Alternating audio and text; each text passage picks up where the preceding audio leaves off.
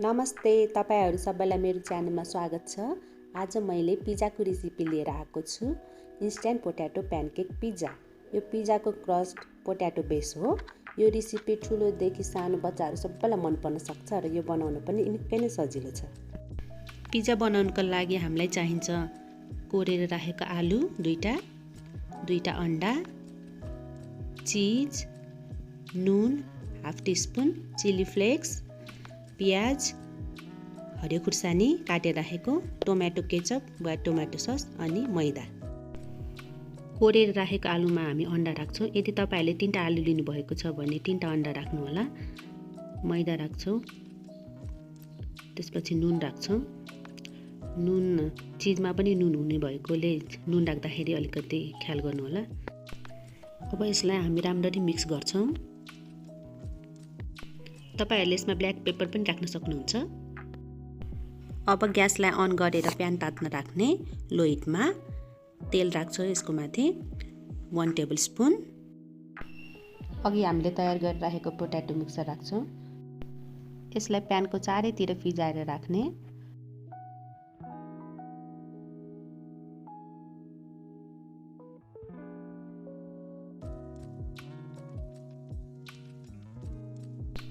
ल हेर्नुस्, मैले मिक्सरलाई चारैतिर राम्रोसँग फिजाएर राखिसकेको छु।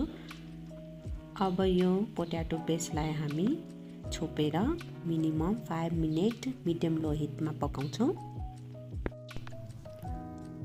5 मिनेट भइसकेको छ। यसलाई हामी खोलेर हेर्छौं।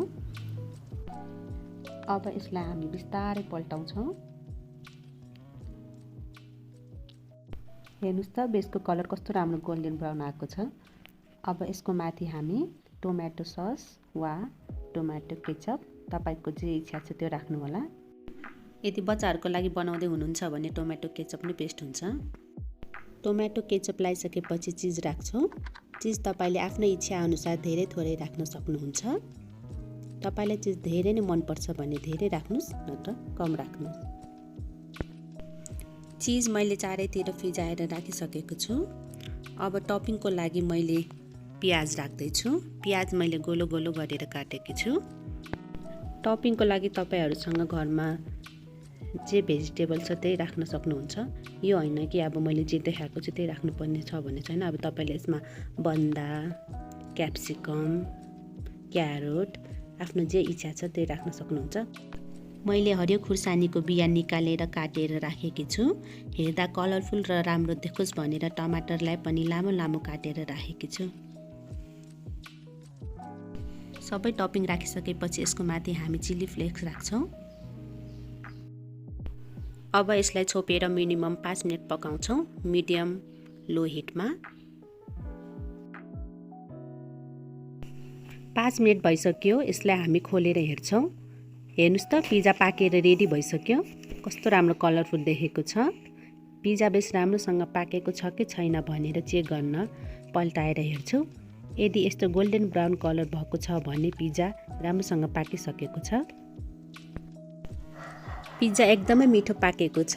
तपाईहरुले यसरी नै पोट्याटो प्यानकेक पिज्जा बनाएर खानुहोस्। यदि रेसिपी मन पर्यो भने like, comment, share and subscribe गर्नु होला।